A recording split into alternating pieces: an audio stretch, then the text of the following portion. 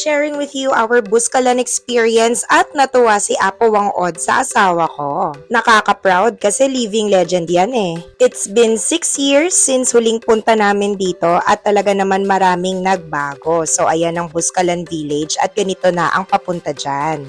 Hindi na kayo masyadong mag-e-effort pa paakyat sa taas, in less than 40 minutes nandyan na kayo, and ayan siya guys, ganyan siya kaganda. At para makumpleto ang aming experience, syempre nagpalagay ulit kami ng 3 dots, and this time si Apo Wang Od na mismo ang naglagay nito. Mas maganda maaga kayong dumating dito para makasecure kayo ng slot kay Apo Wang Od kasi very limited lang talaga yung natatatuan niya. Pwede rin naman kayong maging joiner sa mga group tour at isi-share ko sa comment section kung saan kami nag-book, legit talaga. Hindi ako naghanda nung birthday ko, dito ko mas piniling mag-celebrate and super worth it talaga ang experience namin dito compared 6 years ago na bitin. Dito na rin namin naisipan magpagawa ng aming couple tattoo. So ayan guys, sa mga nagtatanong, walang anesthesia yan, tiis ganda lang talaga. It's part of the experience na hindi naming malilimutan.